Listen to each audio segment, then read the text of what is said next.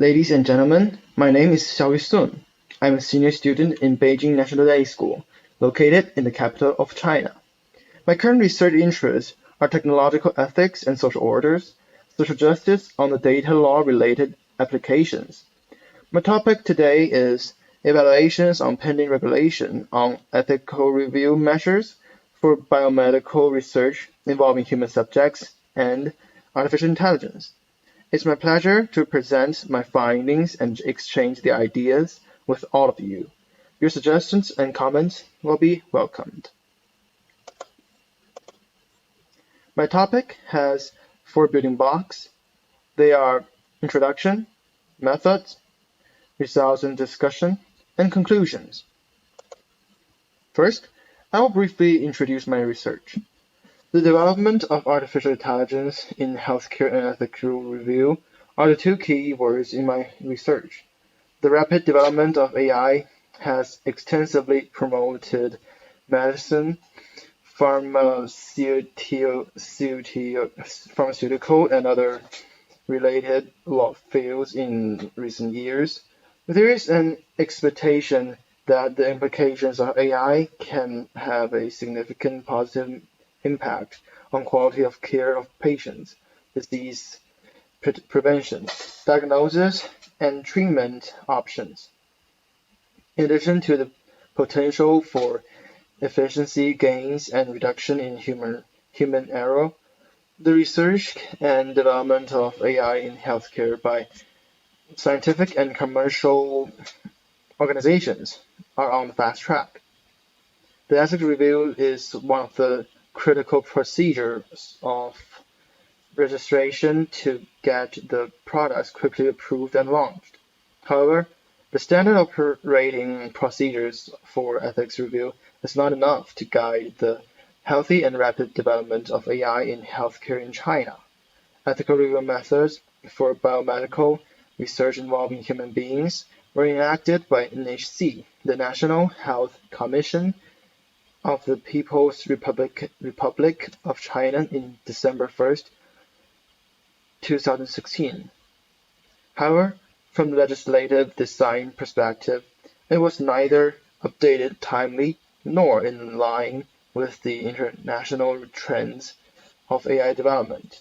Therefore, it was great that NHC published a consultation paper on ethical review measures for biomedical research involving human beings, second version, on March 16th, 2021. Started to collect public comments on the draft. I will call this file as the draft in my presentation.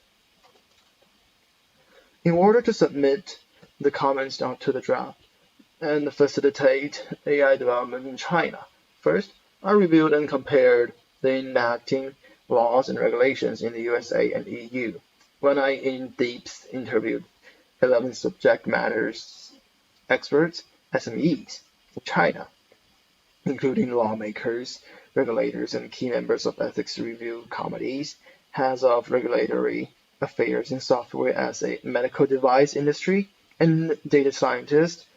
The tailor-made questionnaires for each SME was prepared, respectively. Interviewed each SME in 75 minutes from April to June. Finally, coupled with the findings from the global laws and regulations, the opinions of SMEs were summarized and enlightened on the proposed suggestion to the draft. Although the draft indicated that ethical review committees need to be set up by the regional and institutional level, the review authorities of different levels are not clarified. The suggestion is that 3 tiers of ethical review committees should be set up in China. The precise scope of review authorities for each level should be identified. Furthermore, to standardize the research and development of artificial intelligence in healthcare in the age of AI, more clear guidance should be given to data security in layers of data, algorithms, and applications. in the ethics review process. In addition, transparency and responsibility as two of the six principles in the Rome Call for AI ethics promoted by the Pontifical Academy for Life and represented in February 28, 2020, could be further strengthened in the draft. The draft included that the Institutional Review Board (IRB) and Regional Ethics Committees (REC) need to be set up for ethics reviews. The responsibility of IRB was specified and shown on the script.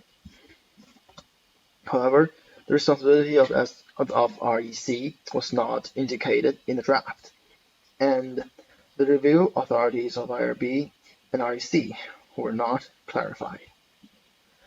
To improve the procedures of ethics review in China, it's valuable to study and learn what has been done by other countries. First, let's see the system in the USA.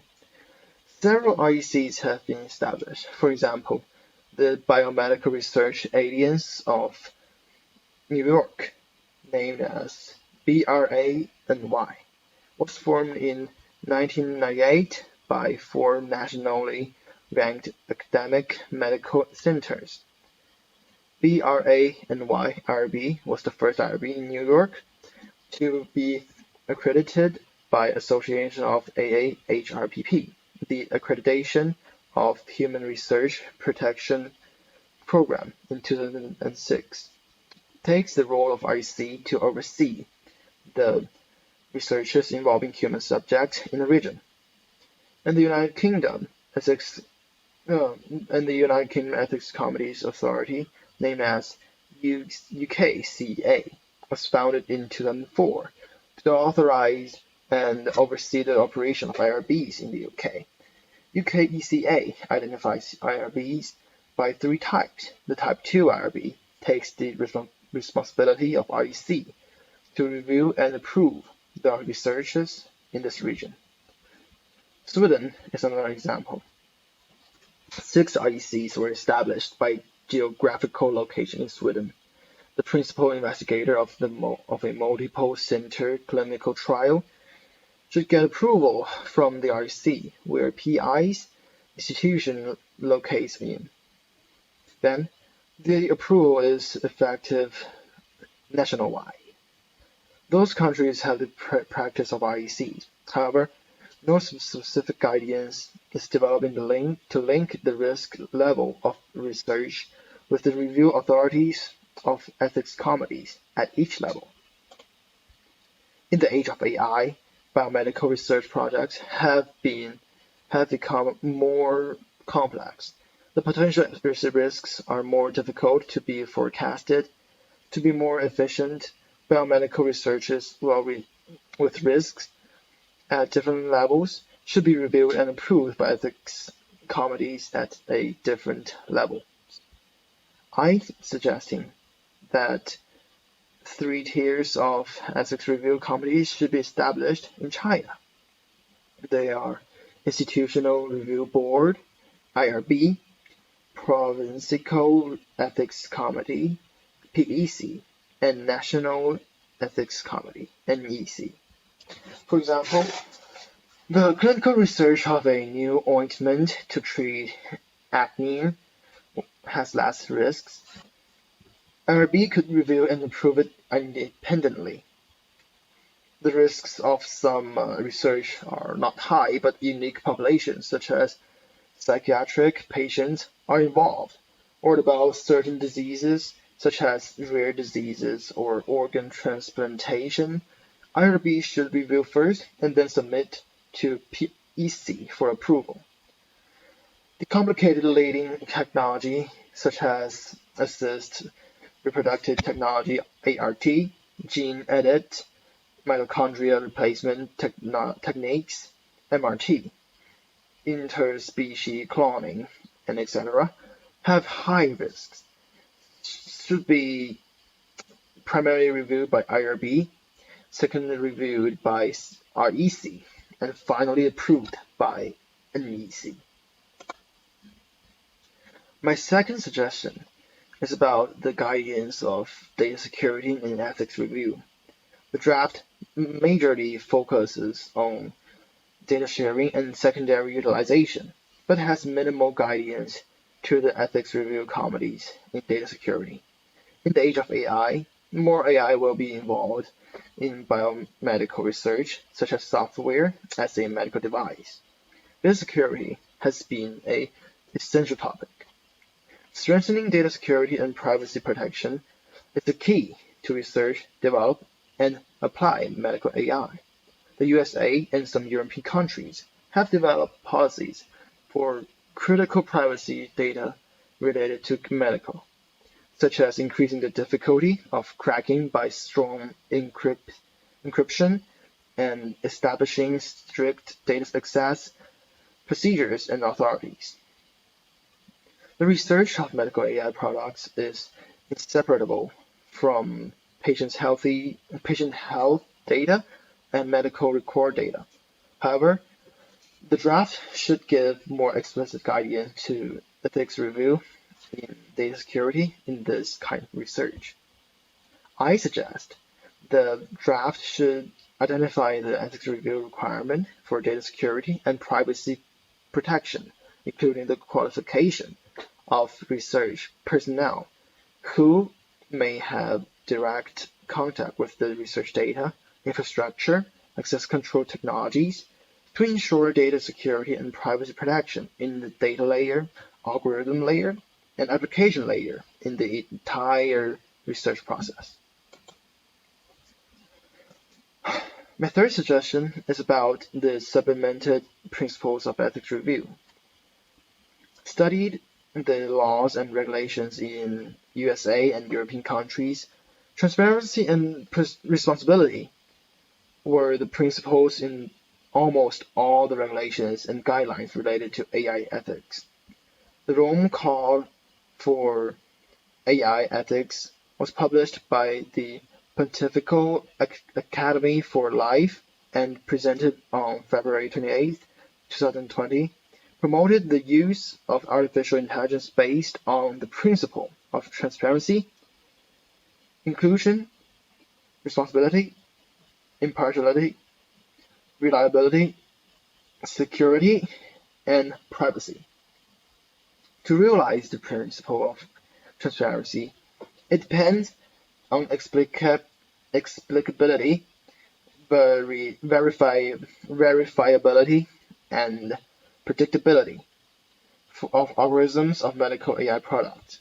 Therefore, when the biomedical research related to medical AI is reviewed, the ethics committees should ensure that healthcare professionals know how and why medical AI makes specific decisions in the research protocol design. The principle of responsibility means that ethics committee should review if a transparent responsibility system has been established for a technology research and development.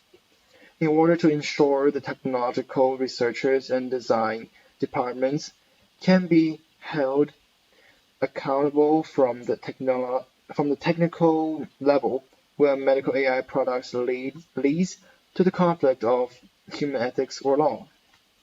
The ethics review of the research related to medical AI products has to universally with the AI. Transparency and responsibility are critical principles of AI ethics. So I suggest both should be supplemented into the principle of the draft. As a conclusion, I want to classify my suggestions into 4 clusters to facilitate the rapid and healthy development of AI in healthcare in China, and updated ethical review measures for biomedical research involving human beings is essential. On top of the draft released on March 16, 2021, I suggest to establish ethics committees in 3 tiers with the different authorities. Furthermore, give more explicit guidance on data security in ethics review. In addition, supplements the principles of transparency and responsibility. If the draft could adopt suggestions to legislate in medical ethics review, the efficiency of the ethics review will be improved.